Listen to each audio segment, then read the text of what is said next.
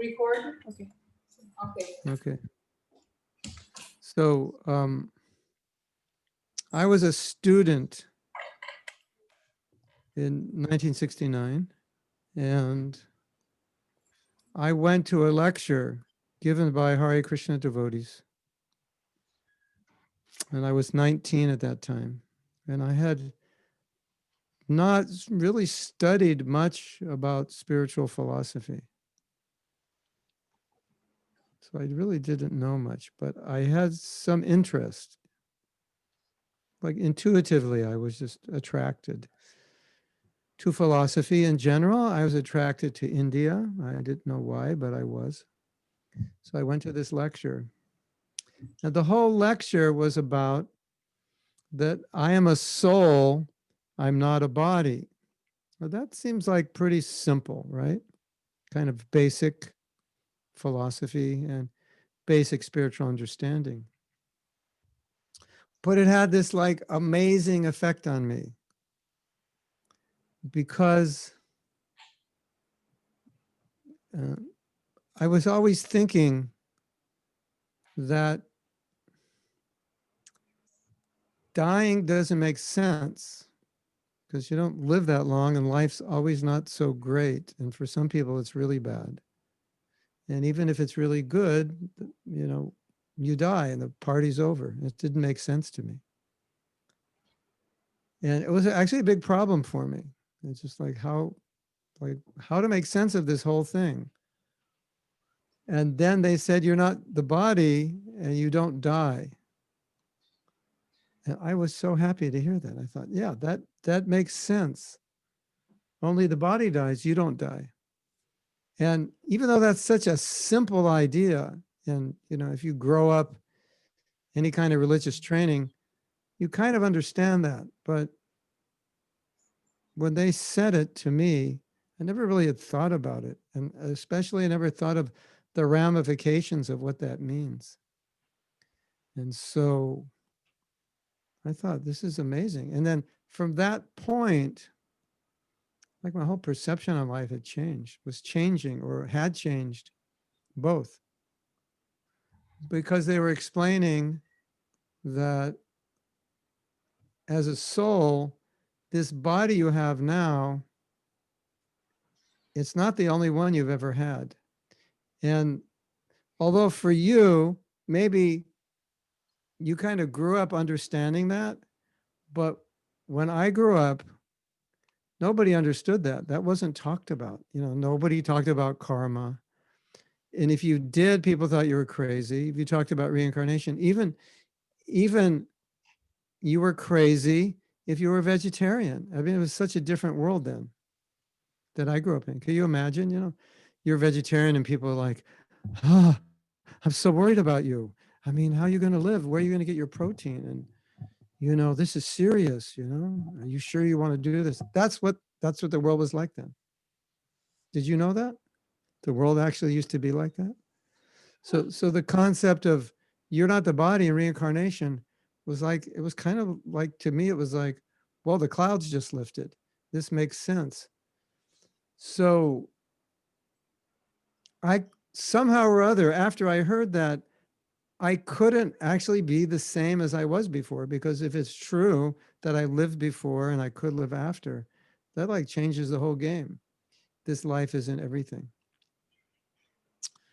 So, have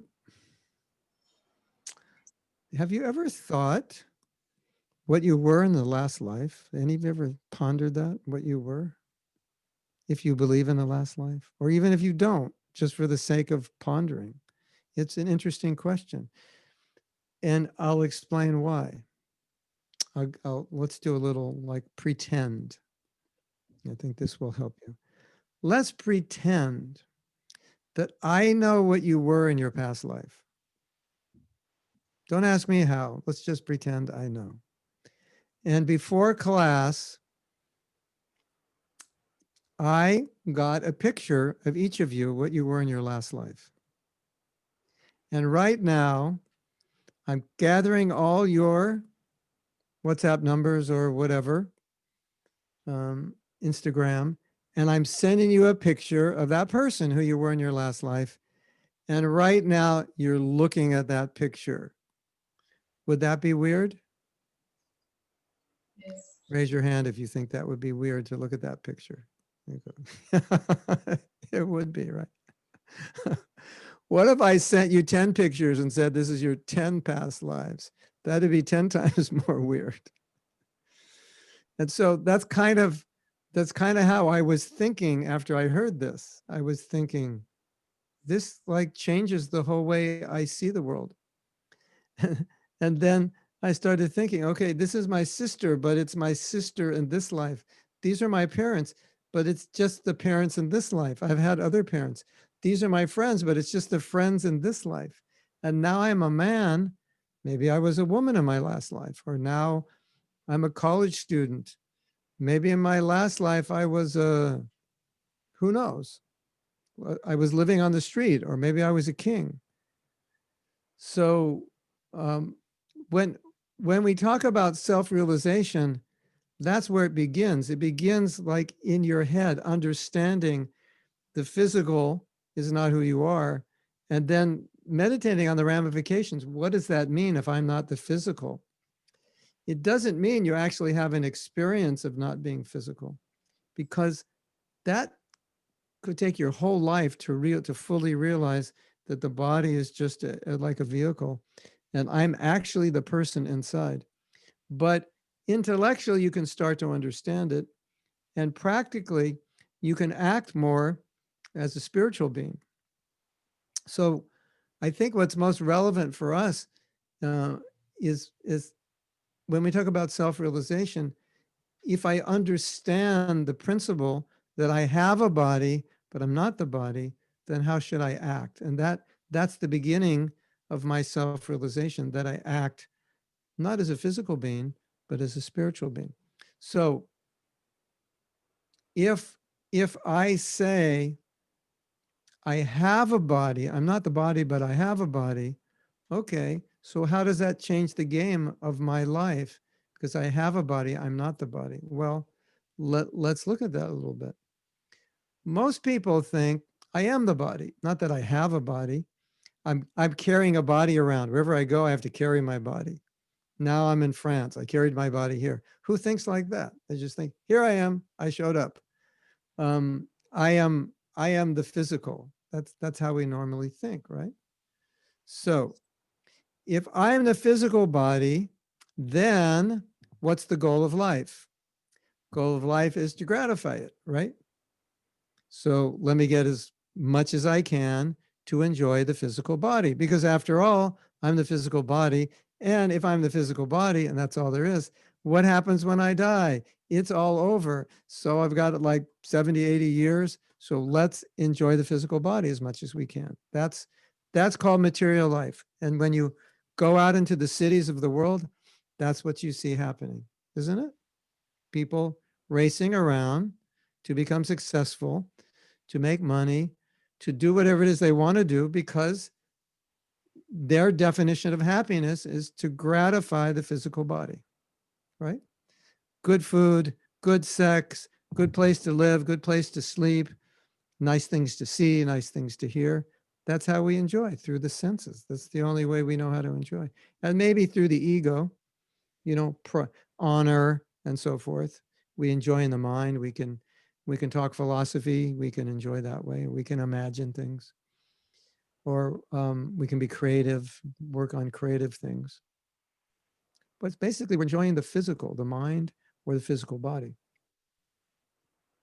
And so when we say a materialistic civilization or society is materialistic, we really mean it's people who don't know their soul. They just think they're the body, and then the goal is make the body happy somehow or other. Give it things to make it buy your way into happiness, or comfort your way into happiness, or succeed your way into happiness. It's all based on the body. Now, if I know I'm not the body, then I won't think the goal of life is just to satisfy the body. Then I'll understand, okay, I am a soul. The soul doesn't die when I die. So what does the soul need? What does the soul want? And how do I connect with the soul? So that's called spiritual life. And so when I understood that, then I was confronted with this reality. Well, I'm not a physical body, so why should I act like one? So then I began chanting, I began studying, I began doing more spiritual activity. So, on, with that understanding, like if you chant, or if you go into the temple, you take part in services in the temple, you do services around New Mayapur, you're actually acting as a soul, not a body. But if you just came there just to eat a lot and sleep a lot and, and do whatever will just satisfy your body, that's material. That would be material activity. So self-realization for us is acting on the platform of the soul. So when I understood I was the soul, then I thought, okay, so I need to realize that. I need to purify myself. So then I began chanting, studying, doing service. Then I finally decided this is so profound. I want to share this with people. So I actually lived in the ashram. And so that was definitely a I'm not the body experience. And I'll tell you why. Because as a college student, as many college students do, they stay up late. So I was, as I remember, I was going to bed at 3 a.m. because my first class wasn't until noon, so I didn't have to. So I get up at 11 o'clock, so I go to bed at 3 a.m. I don't remember why I was up so late, what I was doing, but it just that was my schedule. And then when I moved into the ashram, the schedule was to get up at 4 a.m. So you can imagine going from going to bed at 3 a.m. to getting up at 4 a.m. That was difficult. And someone might say, well, why would you want to get up at 4 a.m.? Say, well, it's such a good time to chant. It's such a good time to study. And that's when all the programs started in our temple. And that if you lived in the ashram, that's what you did. And we were sleeping. We have a sleeping bag and we put the sleeping bag out on the floor, wooden floor, not on a mat, nothing. It's just that's how in those days, that's how we lived. And the injunction from Ayurveda or yoga teachings was when you wake up in the morning, you should take a cold bath to wake up. You shouldn't take a hot bath. It's a hot bath. It's just not healthy. I mean, if the bath's too cold, it's not healthy either. But a cooler bath is healthy. So that's what we're doing. Sleep on the floor, get up at 4 a.m. and go into a cold bath. How does that sound? Like fun? You want to try it? I've told many audiences, this is what I did. And I said, how many of you would like to do this? I never got anybody raising their hand. And the only one who raised their hand wasn't listening to what I was saying. Yeah. So it's like, it doesn't sound like fun, does it? But those were actually the best years of my life, because the point I'm making is, well, why would I do that? He said, well, because I thought, well, I'm not a physical being. It's not that I neglect my body, but I'm a spiritual being. Okay, so I will get up and I will do spiritual activity because that's what the soul wants. And so there was kind of this feeling like this is something that I have neglected my whole life. Who knows how many lifetimes I have neglected nurturing, feeding my soul. And so it just felt right. I can't explain it, but it's kind of the best way I could explain it is if you have an itch on your back and it's right in that spot where your arms won't reach. So you ask somebody, could you just, I have this horrible itch, a mosquito bite, something, could you just scratch it? Because I can't reach it. And it's kind of like they're scratching all around it, but you're saying, no, a little lower, no, a little to the right, a little to the left. No, you missed it, a little up. And then finally they get it. And then what do you do when they get it? You say something like, ah, isn't it? Something like that. Like you got the spot, you hit the spot.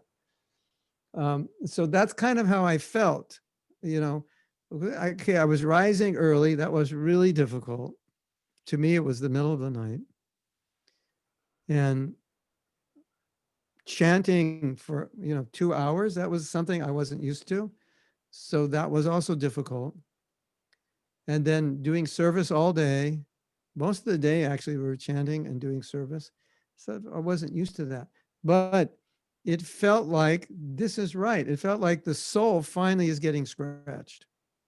And so in the beginning of your spiritual life, that's what self-realization is. You do things to nurture your soul because you understand I'm not just a physical being. So the goal of my life is not just to satisfy my physical needs, but it's to satisfy my spiritual needs. And so then what happened was by doing this, then I realized that all my attempts at gratifying myself didn't work because I wasn't gratifying my soul. My soul was empty. And so all the things that I did, and I was raised kind of in a fairly wealthy family at a time when the parents kind of let their kids do whatever they wanted and spoiled them basically. So I had a lot of chances to enjoy, even at a very early age. And so when I took to my spiritual life, it was obvious that this was missing, and this is why I wasn't completely happy. And there was a kind of satisfaction, which is like, oh, this is why I'm not happy, because I was only trying to satisfy myself materially. So that's my story. And within my story, I think I gave a basic explanation of what it means to be self-realized. But I want to say one other thing, because this is more subtle and maybe equally, or if not more interesting. Just as I have a body, and I am not the body, but I have a body, I am not the mind, but I have a mind. Just like all of us, we observe our thinking. So just like right now, just observe what you're thinking. Just look at your mind. What's it doing? And your mind may be saying, why is he asking me to do this? But just if that's what your mind is saying, just observe these thoughts, whatever you're thinking. Or you're thinking, this is an interesting lecture. Just observe it. Why does he want me to observe my mind? Whatever you're thinking. Right? So whenever we have thoughts, we, the soul, are observing the thoughts. And if we're observing the thoughts, we must not be the mind, we must be something different. The soul, the consciousness, observing the mind.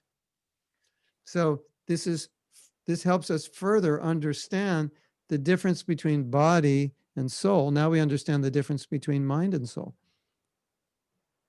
And here's where it gets really interesting. You know, sometimes we get angry, and we say, I am angry, but it's not true. You're feeling angry. You are a soul who is feeling angry. You are not angry. Angry is not your identity. I am depressed. No, you're not depressed. You are a soul who's feeling depressed. You are observing your depression. One psychologist who was a spiritual teacher, he had a client who was depressed, and he said, how long have you been observing your depression?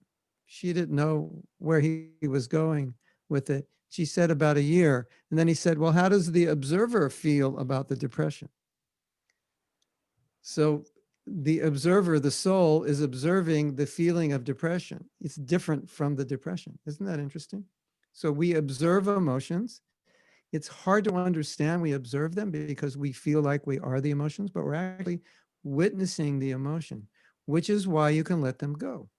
Do you ever let a bad emotion go? Of course, because you thought this emotion it's toxic. It's not helping me. I'm going to let it go. And you made a decision and you let it go. That means you're not the emotion. You're different. You, the soul, decided to let it go. Have you ever had a bad thought and decided, this is a bad thought, I'm not going to think of it? And then you decided, I will think of a better thought. You, the soul, made a decision to let a thought go and put in another thought because you're not the thought. You're above the thought.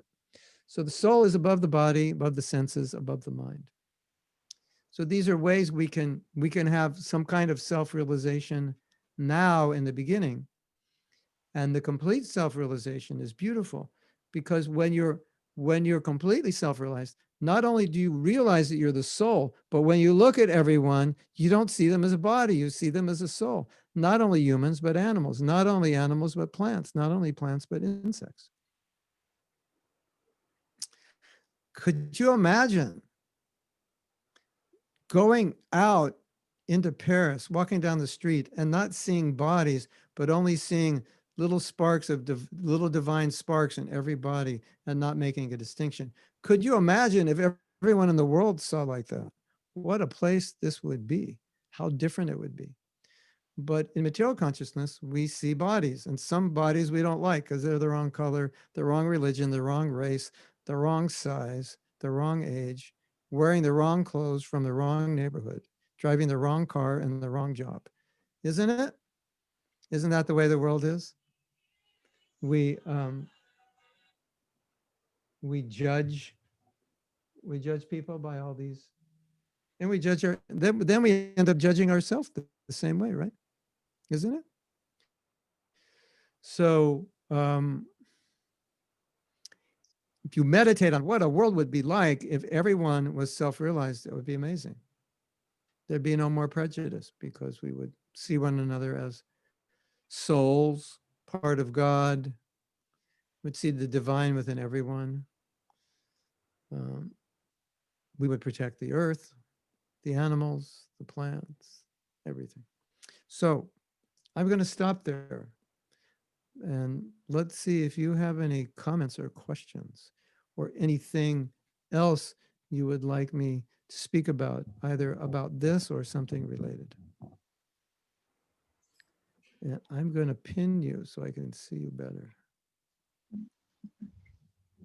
Now you are pinned. Oh, I can see. I can see 1, 2, 3, 4, 5, 6, 7, 8. Is there more than 8 of you? More than around 20. Yeah, 20. Right, 20. 20. Where's everybody else? They're hiding from me. I'm just sitting on the side here. Okay. There's more. I only thought that there's 10. Oh, there's a whole audience there. That's a good trick, you know. Tell someone there's only 10 people and there's actually 10,000, so they won't be nervous.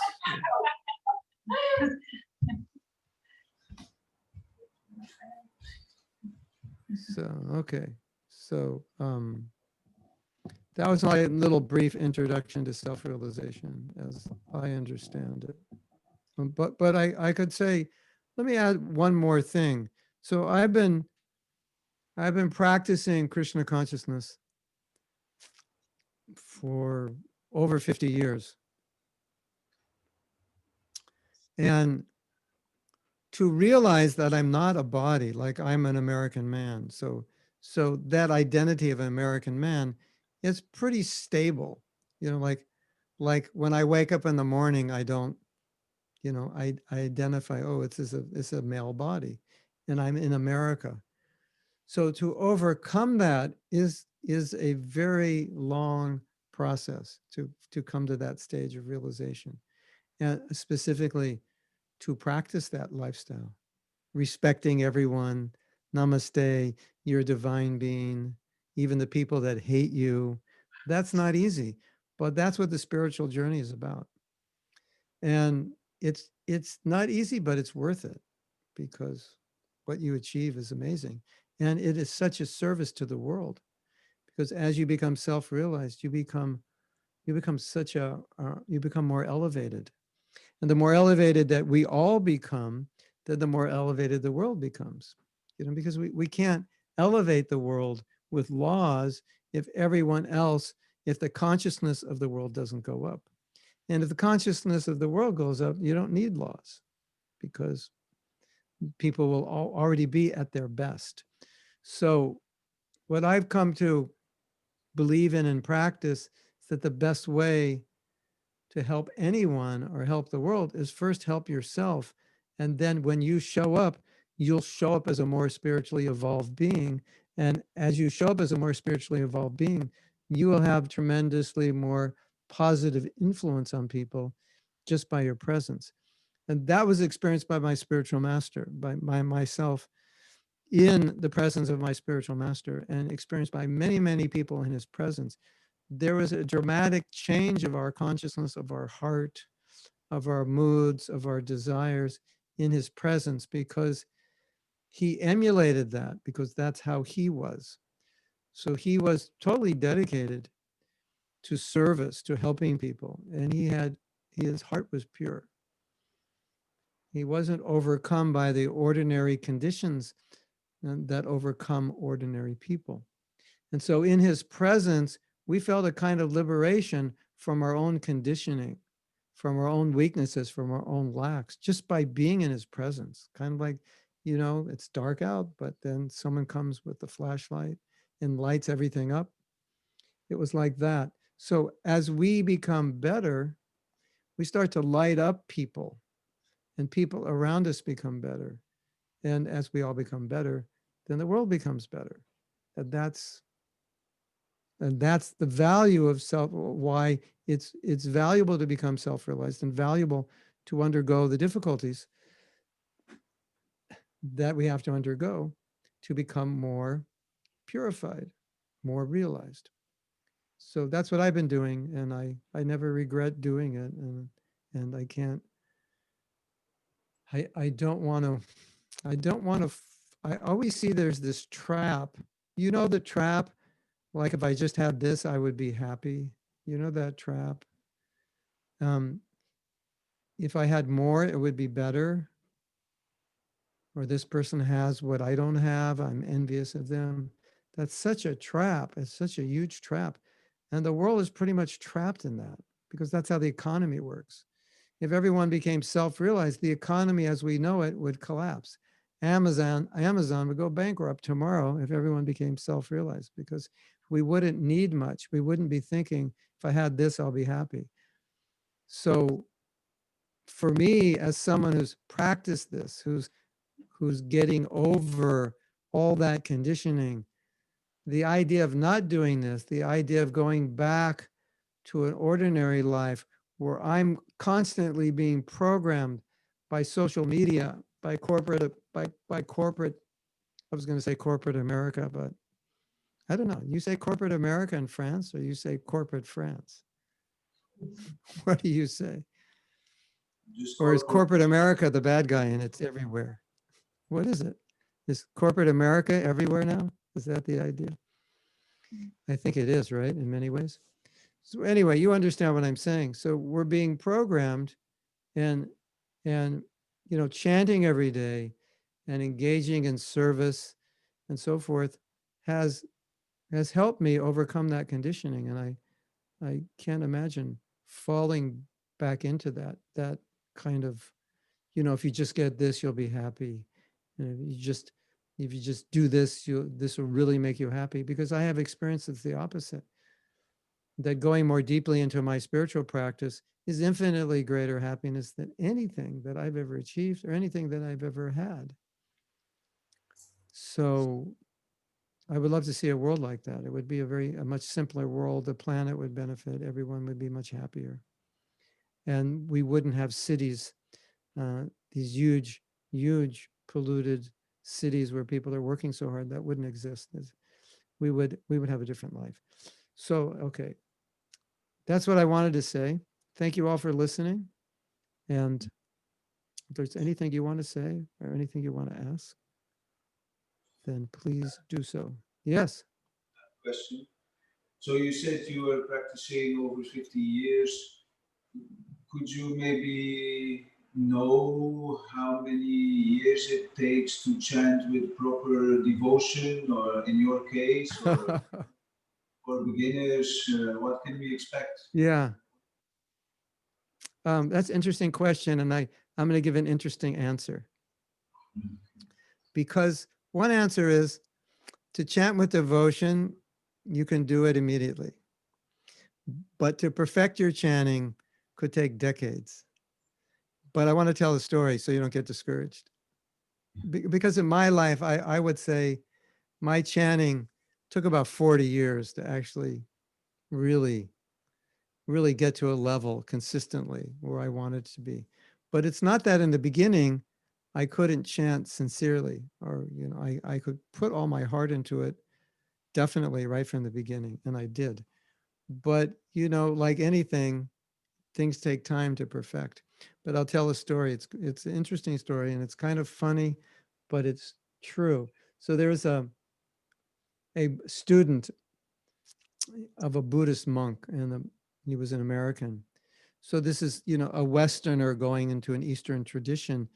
And it's a little awkward in the beginning because the cultures are so different and the practices are different. So this guru is asking this man who's now living like a monk in a monastery or moving in, trying it out, to chant so many mantras a day. We're talking about like hours and hours and hours and hours.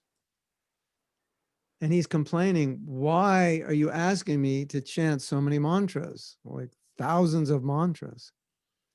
And his guru said, for thousands of lifetimes, you've been chanting thousands of mantras. Give me more. I'm the best. The grass is greener on the other side.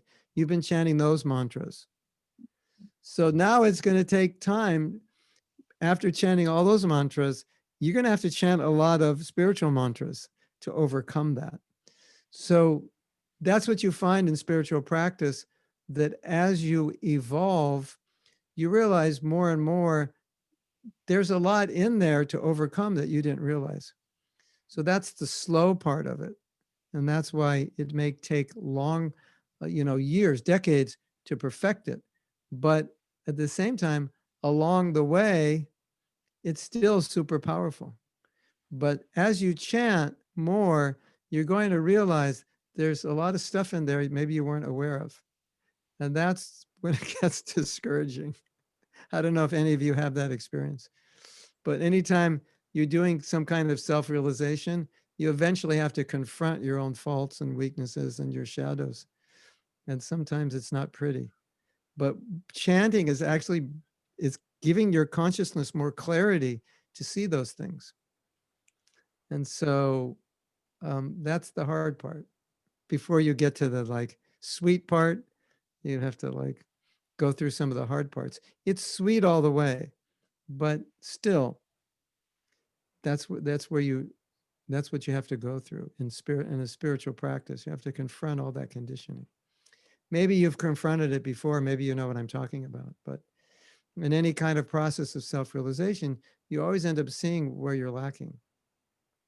And sometimes you never realized. I didn't realize I was so envious, or I didn't realize I was so this or that. And that's part of the process of purification. And so we have to embrace the difficulties also. The difficulties are part of the journey. And so don't give up if you don't get the bliss all at once, immediately. It's there, but you have to work a little bit to get it.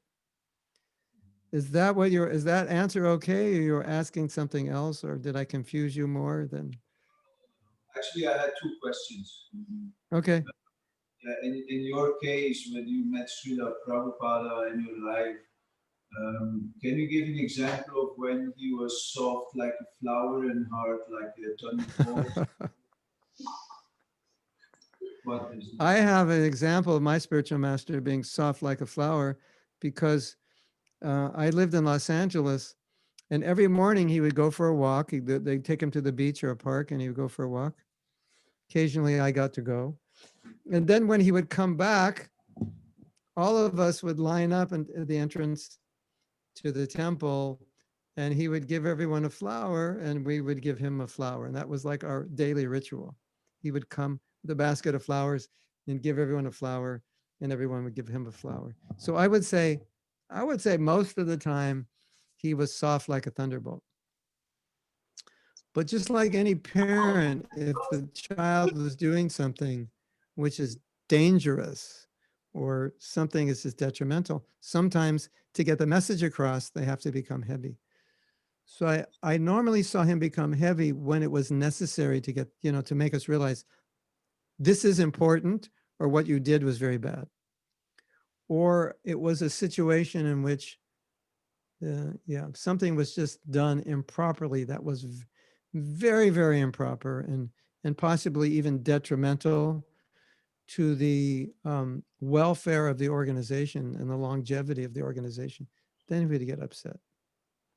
But I have another story for you. Early on in the movement, when I was living in Los Angeles, there were some problems being created by some people in India.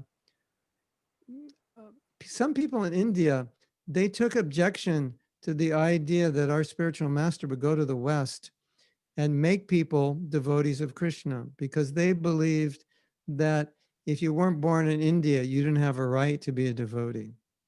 And then there's a stage when you take an initiation, which is called Brahminical. It's like the highest priestly order. And in India, generally, that is only given to people who are born in families of that priestly order called Brahmin. And so our spiritual master was giving that to us. And people were objecting. You can't take Americans. They weren't born in those families. You can't take them and make them Brahmins. And he said, yes, you can, because their activities are changed. So it's not by birth, it's by action. And so there were people like that who were causing him problems, who were trying to actually stop our movement. And he had risked his life to start this movement. So this is now 5 years after he started. And he's seeing this going on, that there are people who are trying to influence this movement. Like we say, you know, Russians tried to influence the election in 2016. So he could see these people were influencing his disciples to think in the wrong way. Now, and he was very, very disturbed by this. But the most interesting thing was that I was living in Los Angeles when this was happening, and I had no idea it was happening. And I only found out about it like 10 years later when I read his biography, that this was going on. And what was so interesting, my point is that even though this was very disturbing to him, because he felt like this movement he started may not make it because of what was happening. And the fact that I never knew it means he never showed it. He was just his normal, happy, blissful self, although this was going on. So it's a quality of a self-realized person that even though there's some disturbance, it doesn't affect them. And so you might say, but you said he got angry. But the funny thing about his anger, or the unique thing about his anger, is he would tell the disciple, you did something wrong. He would be very upset. And then he would say, okay, I'm finished, you can go. And then he would talk to the other people there like nothing happened. It was like totally normal, no calming down, just so we could see that anger was meant for instruction, and he wasn't actually disturbed by it. And then oftentimes he would call that person the next day and kind of, you know, say, are you okay? Is everything all right? I just wanted to make this point. So he was very in control of his emotions. So a lot of times when we say he was angry, it wasn't really angry, but he knew to get the message across, occasionally he had to show some anger. Otherwise, he would see, they're not taking it seriously. This is serious. I have to make that point. And, but the thing is, it's like, if you know somebody loves you, then when they become angry with you, you know that their anger is out of love. So you feel love even in the anger. You just, one time my spiritual master, Srila Prabhupada, got really angry with someone. Really, really angry. And there was another devotee, and it was kind of, you know, like one of those cartoons where, you know, like the winds, he's so angry, all the wind's blowing, and it's like, you know, looks like you're in a hurricane, kind of that scene. And that's how the devotee felt, like, you know, the anger was like a hurricane, you know. And so after that was over, the devotee who Prabhupada was angry with, or who was chastising, left. And the other devotee was like, you know, he was like really shaken. He'd never seen Prabhupada angry. And now Prabhupada's just, okay, like nothing happened. So he said, what are we supposed to think when you become angry like that? Because he was quite frightened. And he said, well, you know, there's so many people in the world right now. And right now I'm talking to you, even though I might be correcting you and showing anger, but you should think, well, my spiritual master is taking the time to correct me. And there's 8 other billion people on the planet he's not talking to right now. So I should take it as he's giving me He's giving me his attention and his time and his effort to correct me, so I should appreciate it. Isn't that interesting? That's how we should take it. And so we take, the disciple takes the chastisement just as the affection of the guru. But also, I would say this: he never chastised anyone that he didn't think would benefit from the chastisement. So sometimes someone would do something wrong, he would say, don't worry about it, because he knew that would be the best thing for them. Just to be very soft, that would help them. And so he was very soft. So he wasn't angry of his own accord, but he would use it if he thought it was useful. If not, he would just be very gentle. Don't worry about it. I have another story. I don't know if you all know. Janananda Maharaj, he's a sannyasi. It's an order of life, which is where you take vows not to marry and remain celibate. And it's a very exalted position in our society.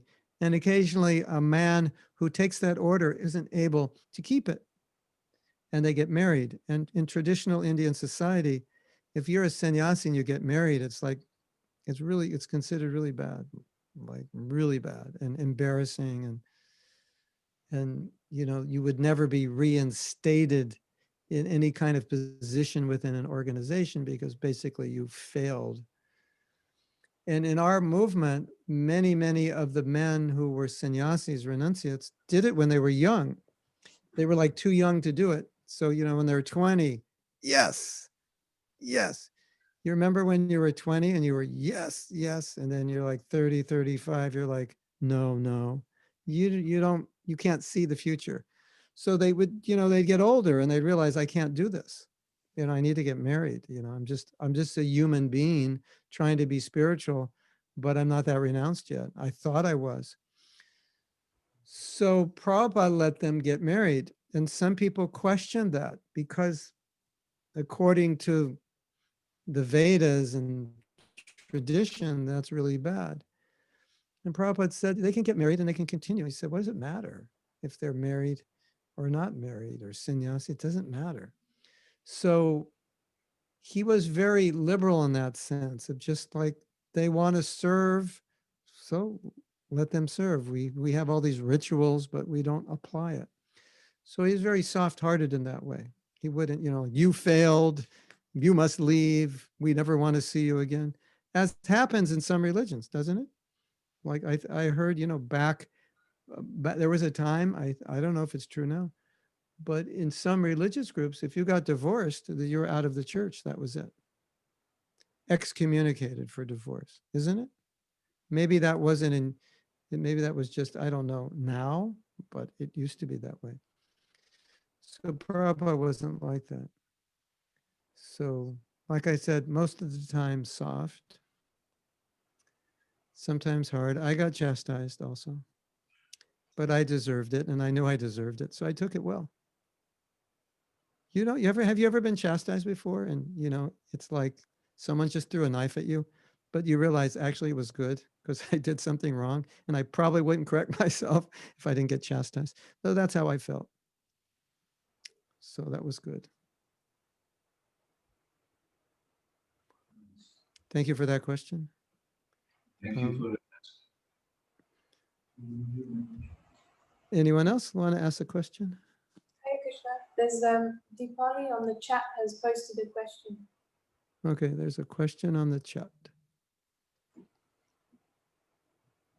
Will you please enlighten us about the mind and intelligence when we need to make a critical decision? Whom should the soul listen to? Okay, we have to do a little class in anatomy here. You have a body which has senses, which are controlled by the mind. And then you have intelligence, which controls the mind. So the senses, they perceive something. And then, like, let's say you touch something, and then it goes to the mind, and the mind says, I like that, I don't like that. You look at something, the mind says, that's beautiful, that's ugly. You hear something, the mind says, that's nice, it's not nice. So the function of the mind is to take the perception that's sent by the senses and then react and say, I like, I don't like. Now, if you look at your life, maybe after this class, you'll start to notice this, but if you look at your life is often just a series of, I like this, I don't like this, or what's described in Bhagavad Gita as accepting and rejecting. This is good, this is bad. So you go outside and you walk outside and say, oh, the weather's nice, the weather's not nice. I like it, I don't like it. You have lunch, I like it, I don't like it. You know, the bed, it's too hard, it's too soft, it's perfect. Like our whole life is, we make so many decisions based on what we like and what we don't like. We see people, beautiful, not so beautiful. Oh, I like him, I like her, I like the way they look, I like the way they dress. I don't like the way they look, don't like the way they dress. So that's what the mind's always doing all the time. It's just saying, you like this, you don't like that. And basically the mind is more instinctive in conditioning. It's just reacting based on past conditioning. Now, you as Europeans or French people may like and dislike things differently from us as Americans. That's just your conditioning. But still the mind is just going, I like this, I don't like this. This is good, this is bad. So the intelligence is the facility of discrimination. So the mind says, I like this, and the intelligence says, yeah, you want to eat 3 bags of potato chips, but it's midnight. I don't think it's a good idea. The mind is saying, no, but I want it. I like it. The tongue is saying, yeah, yeah, yeah, yeah. The stomach is saying, give me, give me, give me, give me. And the intelligence is saying, nah, just go to sleep. That's better. So now we have a problem. The problem is, are we going to listen to the tongue and the stomach sending signals to the mind saying, yes, potato chips? Or are we going to listen to the intelligence saying, no, don't do it. You don't need it. Just go to sleep. So intelligence is interesting because it's that factor that's aloof from the mind that can evaluate something as to the good, the pros and cons. And I think you can understand we have a problem. And what's the problem? We don't always listen to the intelligence. And when you don't listen to the intelligence, you just kind of act instinctively, like whatever feels good. Why did you do that? That wasn't good for you. Well, I just thought it felt good. Or I thought it would make me happy. But you had no reason to believe it would make you happy, you know, but I just felt like it would. Or I just felt like doing it. That's what the mind does. It acts on, you know, whimsically based on feelings. Now, sometimes the feelings are good and it's not going to be something bad. Sometimes the mind will do things based on your training and conditioning that it likes to do, which are good things. But could you imagine living without any intelligence? It's just the mind saying, you like this, do it. You know, if that were the case, probably most people would be married about 20 times because every time they got in a fight with their wife, they go, or a fight with their husband, that's it. I don't feel like being with you. I'll go with somebody else. So obviously, as human beings, we don't live that way. We say, okay, we should work this out. This is not right. We'd make this marriage work. So we use our intelligence to resolve problems. So we could imagine we didn't have any intelligence. What would our life be like if we had no intelligence? We couldn't analyze good from bad. We just did whatever we felt like. It would be a crazy world. But here's the bad news. Do you know people who act like they don't have any intelligence? Have you ever met them? You ever seen a person and thought, he's kind of acting like an animal? You know, somebody cuts him off, he gets out of his car. Do they do this in France? Gets out of his car, goes up to the car in front of him, starts screaming. Do you do that in France or is that just in America? Paris full of that. In Paris, okay. And you're looking at that and you're thinking, this guy's acting like an animal, basically, like a mad dog or something. Why? Because his intelligence is shut down. So in the Gita, Krishna says, if you become too attached to having something or doing something, even if it's the wrong thing, even if it's bad for you, it shuts your intelligence down. So your intelligence you just turn it off. And you know why you turn your intelligence off? Because you know if you turn it on, it's going to tell you not to do it and you don't want to listen. So you turn it off. Isn't that interesting? Isn't that interesting? We do that all the time, isn't it? The intelligence is the thing that's guiding us, and you have this intuition. I know I really shouldn't do this. And you take the intuition switch off and you go, got you off. The intelligence comes. This is really not good for you. Turn that switch off. Okay, now 3 bags of potato chips, midnight. Yeah. Isn't it? That's the problem. So spiritual life, chanting and so forth is meant to bring you closer in touch with that intelligence, because that intelligence is really just God in your heart speaking to you. And yesterday I was giving a class and we were reading how God in your heart is always talking to you. And you think, he's always talking to me. What is he saying? He's giving you the right intelligence, but we got all these turn off switches. Turn that one off, turn that one off. So spiritual life is turning back the switches on. That's what happens. So you'll see that the more you study Bhagavad Gita and other books, the more you chant, the more you'll see your intelligence becomes clear, and you'll be able to act on what you know is right. Otherwise, we end up in this situation where we say the mantra, yeah, like I know what I should do, but, and we don't do it. And we all are subject to that situation, isn't it?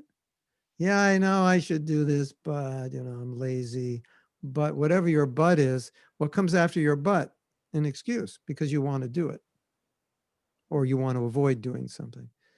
So that's the turning off of intelligence. And then if we turn off our own intelligence, then we're living without intelligence. That's not a good life, is it? And I know this is a problem for all of us. And I know we see this all the time in the world. And what I think, to my perception, what we're seeing in the world is more and more this intelligence is being turned off, or we can say the intelligence is being socialized by materialism. So intelligence is working, but it's working against our interests. So it's only discriminating in terms of what we want to do, not what is the best thing to do. So that's another problem. You're using your intent, like do thieves use their intelligence? Says Kim Jong-un uses intelligence? Yeah, but what for? To keep his people imprisoned, to kill people who are against him, to create nuclear weapons and missiles. That's what he uses. So that's not the intelligence we want to tap into. We want to tap into the intelligence that can guide us between what's actually right and wrong. Did that answer your question, or you want more? Perfect. I will just say, it's not, what I just said is not always easy to do, but with detachment, you will find the intelligence becomes stronger. And the more we're attached to wanting or doing something, the more the intelligence shuts off.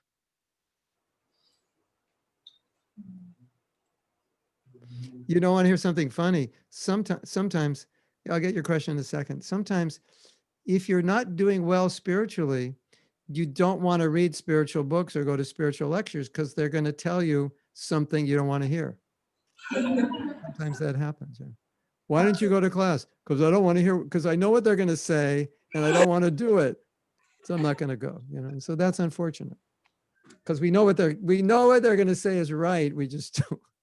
Have you ever, I once gave a lady a book on vegetarianism, and then I saw her the next day and I said, how do you like the book? She said, I hate that book. I said, why? She said, because it's all true and I don't want to do it. So, okay, you had a question? Yes. Yes. Let me think about how to formulate this question. So, lately I've been like doing night walks because I love to see the stars before going to sleep. And the thing is, like, Can you come closer? It's hard for me to hear. sorry. Thank you. Like, the thing is, like, well, this questioning started because at night I like to do some night walks to see the stars. And like when I'm coming back to the castle, it's like when I'm on the road, because the lights of the castle are so strong, I get blinded, and then I cannot see the way properly. So my question is like, here we embrace to stay in the mode of goodness, but don't you think like it's unbalanced that if we cannot overcome the three modes of nature, we should live in balance with these three modes and embrace them instead of just keeping in one side and just, you know, going to just one side and being Okay. balanced. Yeah, I have I want to rephrase your question a little bit, or I want to answer it with a little rephrase. I think what you're saying is we all have a nature, and if we try to control it too much, then they kind of be like a pendulum or like a rubber band, and we're like, I'm trying to control it, and then all of a sudden, I go to the other side, and there should be some balance in the middle. It's true, but I would say the balance is taking your nature and using it in a way that uplifts you rather than degrades you.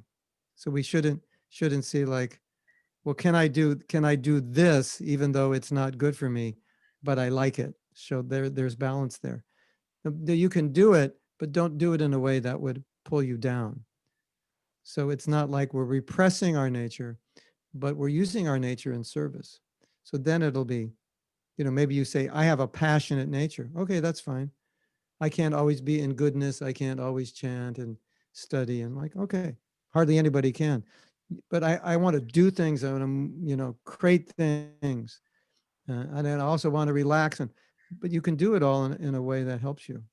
Because otherwise it could degrade you. That's the problem. So I don't think anybody should repress themselves, but they should use their nature to purify themselves. Then it's okay. We have to do that. I think inherent in the problem of what you're presenting is like somebody trying to become more renounced than they actually are. So I'm gonna try to give up things prematurely, and nobody can really do that. You can't actually be more renounced than you are. You can only fake it for a while, but you can't actually do it because renunciation is only a byproduct of spiritual elevation. So you can't be more renounced than you are because you have to be spiritually advanced to be renounced. So if you're more renounced than you are, it's probably not realistic about who you are and what you need. So you should satisfy your needs in a healthy way so that they don't degrade you. That's you know, how can I fulfill my physical needs, my mental needs, my needs for action and so forth, without them degrading me? That's the challenge. Like I love music. I do music. I have a whole recording studio there. But I realized as a musician, I could use that for so many things. Like I could try to become famous. I could do so many things with it, but I just use it for service, things that I think will help people advance in their spiritual life. So then I get to do the music, but it's confined within some boundaries, so it's still healthy. Otherwise, you know, I would end up divorced. Like, you know, like what's his name in the Who? What's his name? What's the leader of the Who? Peter Townsend. When I was young, he created this rock opera called Tommy. I think it was the first rock opera. And I think it's like his whole family fell apart because he was like 24 hours a day in the studio. You know, he was obsessed, which is the problem with musicians. If you're a musician, you have a studio, be careful. That's all I can say. You could spend, you know, the next 10 years in the studio. So I think his whole life fell apart making that album. So that's what I'm talking about, you know, how to utilize it. You have this nature, but how to utilize it so it uplifts you spiritually also. That's the challenge. And that's the challenge we all have to consider, right? And how much can I actually renounce right now? And renounce what you can, that's natural. And then work on becoming more detached as you evolve spiritually. I was thinking about that, this question I was thinking about, because, you know, a lot of times in our organization, many young men come and a lot of those men have inclination to be monks. And some of them will say, you know, I was going to become a Catholic monk and I met the Hare Krishnas and I became a Hare Krishna monk. You know, it's like in their blood, you know? And a lot of other men are very attracted to that idea of renunciation, living in an ashram, but they're not by nature monks. you know, but they're attracted to that. And then they do it for 3 or 4 years and they realize that, you know, I want to finish my education. I want to get married. I want to have children. And then you have the ones in between who want to be monks, who think they're monks, but aren't. And they have the biggest problem because they're not confronting their nature and they think they can do it. And they go to like they're 35 or 40 and then they realize, I can't do this anymore. I need to be married.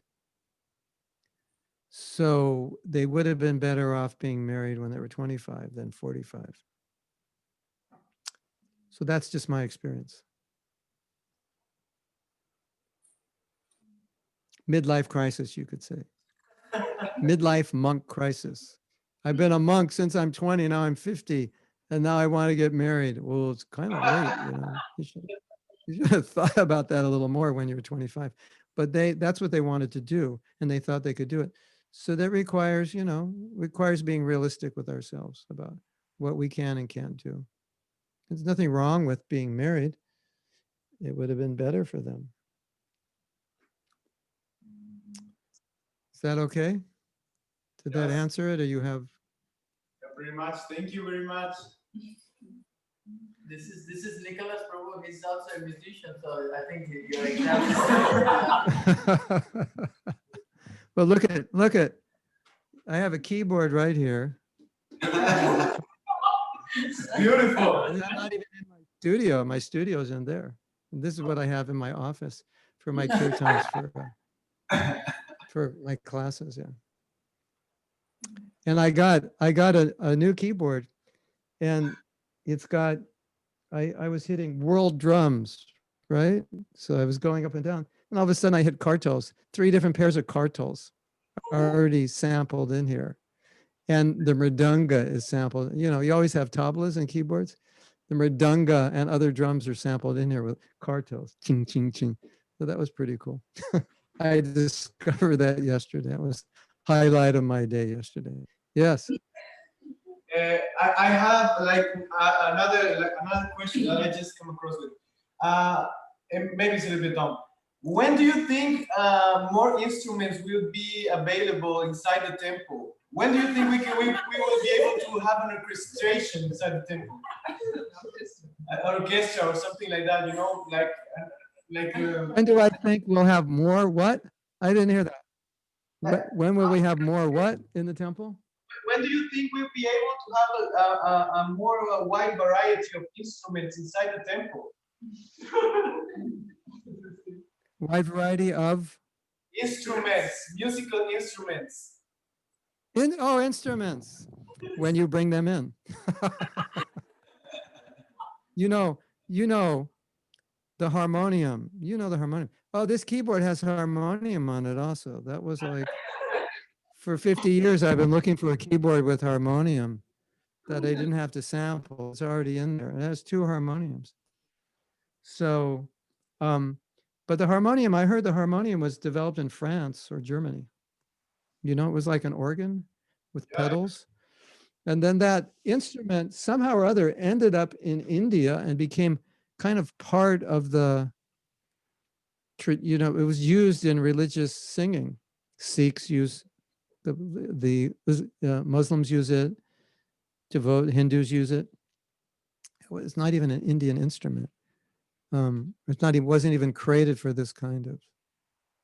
So sometimes you have to bring in the instruments and see. Some instruments have more of a sattvic mood to them, right? So you have to see. You can bring in a few and see how the devotees like it. And go from there. Or you just bring in your keyboard. There's 800 instruments on this keyboard. So I have 800 instruments here.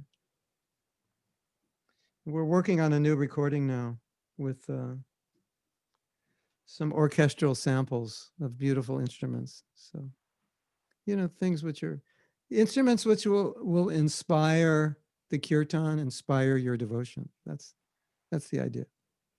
Kind of like spices. Spices in the vegetables. Something, that's how I see it.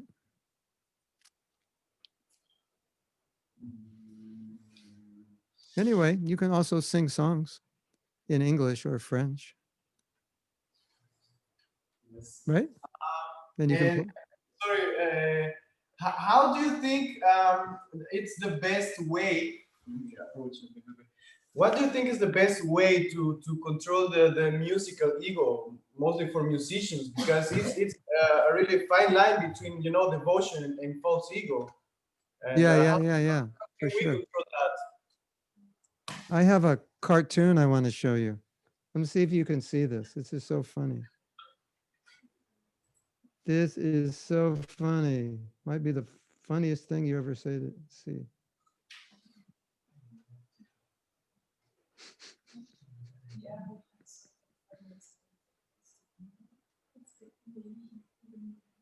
So I want to see if you could.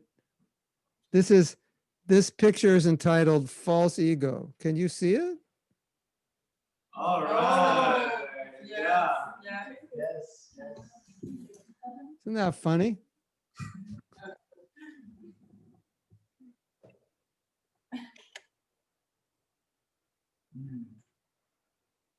So I have a story for you. So I started playing guitar when I was about 13. And pretty much after that, I started writing songs. I like to write songs. And as any, like, I grew up in Los Angeles. So that's Hollywood, you know, that's like where the music scene is. So, you know, you're a young teenager, especially in like Hollywood. What is your goal? What do you want to do? You want to be a rock and roll star, right? And then what happens when you're a rock and roll star? Aside from the money, what do you get? Well, you get fame. And what else do you get? The grand prize. You get women, probably as many as you want, more than you need. And then you have enough money to buy drugs. So what a life, right? So every young boy wants to be a rock and roll star. And although they won't admit it, they want to be a rock and roll star to get all these things. They'll just say, no, I love music. Of course, that's part of it. So I was thinking, well, we should form a rock and roll band, and then we'll become famous. And then tens of thousands of people are going to come hear us, and then we'll give them the message, Krishna conscious message. And they'll, in my generation, I don't know about now, but in my generation, the 60s, the whole culture was formulated by the music. The music was what made that whole hippie culture. And if you listen to the music, it's revolutionary. It's talking philosophically. You know that song, We're All Dust in the Wind? You know, and there's so many songs against Vietnam, and George Harrison's songs had a lot of spiritual, philosophical content. So I wrote to Prabhupada, my spiritual master, and said, I gave him this idea.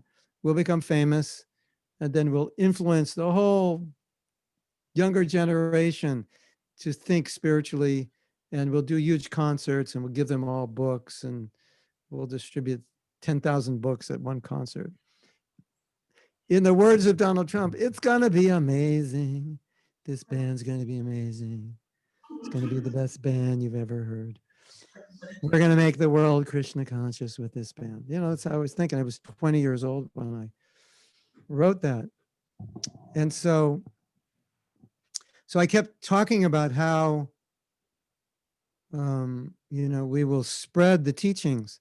And Prabhupada said, you know, I use the word famous band, because you need to be famous to get all the people to come and influence them. And he wrote me, he said, don't try to become famous. So he really picked up on that I was saying we will make this band famous so we can influence people. And he picked up on it. No, you want to be famous. That was there. So he said, don't do it. He saw within me that would have been my downfall. Could you imagine? I'm 20 years old and this band takes off, becomes famous like the Beatles. What would happen to me as a simple 20-year-old brahmachari, having 10,000, 20,000, 30,000 girls jumping up and down, screaming at me when I'm singing? That would have been difficult, don't you think? For anyone. I think I wouldn't be here today talking to you if that happened, right? I'd still, you know, be some decrepit old guy, drugged out, still on the road, you know, singing my songs from the 60s. So, you know, I always, and then I read another thing and said, well, how do you know your chanting is pure? How can one know someone's chanting is pure? And Prabhupada's spiritual master said, you can know if the person's humble. That's how you know his chanting is pure. Like, kind of like follow him around after he stops chanting and check him out. And that way you'll know if it was chanting. You won't know if his chanting is pure while he's chanting. Check him out after he's chanting and see what he does. How does he treat people? What is he talking about? What is he doing? So that made a big impression upon me. And I always felt that if I'm singing Krishna's name and I'm hoping to get some credit for it, it's basically like pouring dog poop on the chanting. That's basically what it is. It's just ruining it. It's like putting poison on it. Because this is so pure. And if we want to transmit that purity to other people, we have to be in that pure consciousness. And then they'll get it and then they'll feel it. Otherwise, they're going to feel like, oh, this guy wants me to notice him instead of notice the mantra, instead of notice Krishna. So I'm very conscious of that. And I always think when I do my music that I'm trying to communicate something that will benefit people. And if you ever take a class in how to teach, one of the things you will learn, at least with some teachers, is it's not about you, it's about the students. It's not about how you look. It's not about how much you like me and how many jokes I told that you laughed. It's about, could I actually help you? Did I do something to help you? So the same way if you're leading kirtan, that's the mood. You know, I want to transmit something pure. It's not about me. It's not about you liking the way I sing. It's about, did I transmit something pure to you so that you can enter more deeply into the chanting? So that's, you're kind of like a captain. You're leading a kirtan. You're like a captain. Where you want to take them, you know, into your ego or into the feet of Krishna. That's how we have to think. Does that help? Yes, yes, very much. Thanks. Incredible. Okay. Nicholas joined us Fantastic. this summer with a volunteering program and is quite serious about spiritual life. I didn't hear what you said. I was saying about Nicholas, he joined us this summer with the volunteering program and he's quite serious about spiritual life. He's quite kind to Nice. everyone. Yeah, Nice. interested in music. Very good. Spiritual life is beautiful. Material life has limitations. And if we look at the world today, we really see that, you know, we really have to go internally. We have to go inside because outside things are difficult and they're getting more difficult. But inside is where the real beauty is. And you can find peace even amidst the most difficult situation. Right? You agree? Yes. That's what I found. Yeah. It's kind of like spiritual life is, to me, it's like a vacation because you have a place to escape to. You can escape to a transcendental world, which is very beautiful. So that's what I like to do every morning when I chant, just kind of go into that world. The world where I can talk to God and he can talk to me. It's very beautiful. Okay, I think how we were planning to go for how long? An hour or an hour and a half? Or we weren't planning? Anyone has any more questions? We're just checking if someone has any questions for them. Okay, one more. Yes, yes. One last question. Is it okay, Prabhu? One last question. Any other one? Yeah. Okay. Yes. Thank you, Mahatma Prabhu, for your time, and thank you for. I'm reading your japa affirmations since your last visit to Paris. Thank you so much for that. You're welcome. And my question is, a few years ago, when I started to chant, I read that we should pronounce every word, every syllable of mantra clearly. That is very important. And devotees told me you should chant in 2 hours, but I didn't take this seriously. So I was more focused on chanting with pronunciation, but Mhm. now they tell me, even my guru, that I need to chant in the morning, try to chant in japa time. So I'm now giving more stress, more importance to chanting in japa time, and I'm kind of thinking if I'm compromising this pronunciation and clear and maybe swallowing mantras. So can you give any suggestions? I have a story. I have a story about pronunciation that might help. You know what country are you from? My body is from Croatia. Croatia, yeah. So the way you pronounce the Hare Krishna mantra is different from the French devotees, isn't it? A Yeah, little bit? yeah. Badacham. You say Badacham in French. Hare Krishna, Krishna Krishna, Hare Hare, Hare Ram, Hare Ram, Ram Ram. Something like that. That's the French pronunciation of. Is that true? Yes. That's pretty close, right? And if you're from Russia, how do you say it? Hare Krishna, something like Krishna. Yeah, or maybe Italy or Spain, something like that, right? Yeah. Isn't it? You're from England, a little different. So I get to travel a lot. Pre-COVID, I travel a lot. So you go to a lot of places where they're not actually saying the Maha Mantra correctly because of the accent, and it's just normal. It's not even in there's very few people actually say it correctly, pronounce it correctly. Would you like to hear how to pronounce it correctly in proper Sanskrit? I could demonstrate it. You want to hear?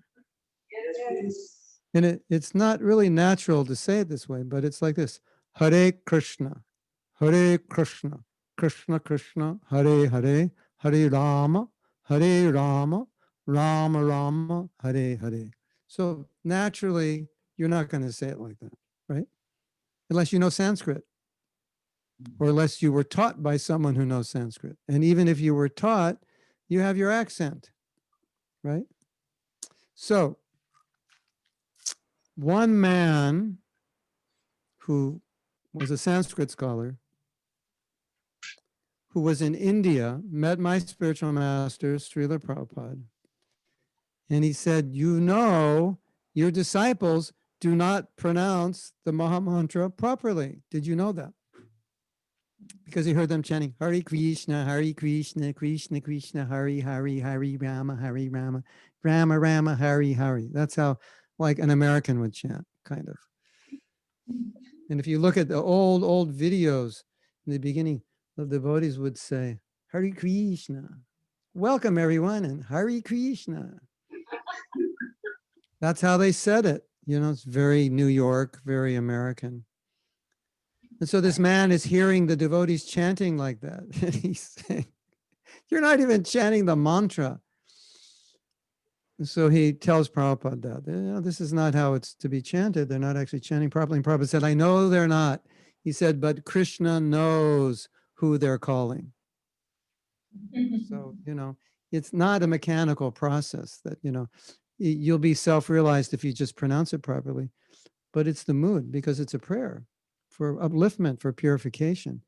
And if you have that mood, then perfect. Even in India, they have different accents in different in different states of India, and they don't all chant the Hare Krishna mantra properly. In some places, they chant Hare Krishna, not Krishna.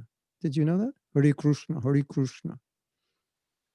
And in some places, they chant Hare Krishna, Hare Krishna, Krishna, Hare Rama, Hare Krishna, Hare Krishna, Krishna Krishna, Hare Hare, Hare Rama, Hare Rama, Rama Rama, Hare Hare. That's Bengal. Annabelle knows. She lived in Mayapur, so she heard that. Hare Krishna. That's not proper. Krishna. Who's Krishna? Who's Rama? I never read about Rama and Krishna in any book. And one time, one of them was chanting Hare Krishna, Hare Rama, because they put O's instead of A's at the end of words. And my spiritual master said, "Who is this Ramo?" You know, he was joking. "Who is this Ramo they're singing to?" So then there was another one, beautiful story. You'll love this story. I love this story. I think you'll love it. There was a like kind of like a Britain's Got Talent, American Idol for kirtan. So they had all these kirtan groups and they were competing for first place, which is not really something that's normal to do because it's not a material thing. But anyway, they had competition. And so they have professional kirtan groups in India. They're professional. They chant for money. That's what it means. They do kirtan to get paid. If they're not getting paid, they don't do it. It's like we do it because it's devotion. They do it to get money. And so they have bands and they're good musicians. So they were invited to participate in the kirtan in the competition. And when my spiritual master heard them, he said, they're not chanting Hare Krishna. And they were chanting Hare Krishna. So it was kind of bewildering. You know, we heard Hare Krishna, Krishna Krishna, Hare Hare. That's what we heard. And then he said, they're not chanting Hare Krishna. And you're like looking at the devotees. Really? That's what I heard. What are they chanting? And he said, they're chanting money, money, money, money. Because if they win the kirtan, they get money. And if they win the kirtan, they become more famous and they'll get more bookings at weddings and funerals and other places. So what were they chanting? Give me money, give me money, money, money, give me money. That's what Prabhupada heard them chanting. So it wasn't words, but it was what was coming out of the heart. So that's the answer to your question. Focus on your devotion first. Pronouncing is necessary, of course. We should hear and pronounce, but not to the point that it interferes with your devotion. Did that help you? Was that answer helpful, or was it you more confused than ever now? Okay. Sometimes I give answers and I think, now he's more confused than before I answered the question. I don't know. Think about that answer and yeah. Okay. All right. I guess we're finished now, right? Is that true? It was nice being with you all. It's nice being able to fly to France in less than 5 seconds. And the time it takes to put in a Zoom address, it's much easier than actually flying and then driving out in the country and opening my suitcase and putting everything away and like that. But of course, you're all saying, no, but it's better if you come here. So I'm not using it as an excuse not to come, but just saying it's nice to be able to fly that fast sometimes and be with you all. And having been there before, I know I can feel it and I know what it's like. So someday we'll come soon, hopefully, summer, fall, and we will see you in person if you're still there. Thank you on behalf of New Mayapur devotees. We thank you. This is Lochanananda. And we thank you for one more thing that Annabella, she's such a wonderful devotee. Everyone in New Mayapur loves her and management, everyone, everyone. Like she's such a wonderful, serious soul. And we thank you for sending her to New Mayapur. It's like such a benediction for us to have her here. It sounds like a good television show. Everyone loves Annabelle. What's there not to love about Annabelle? She's made of love from head to toe. Hare Krishna. Thank you very much. We will see you again. Thank you for coming. Thank you. Hare Krishna. Mahatma Prabhu ki Yeah.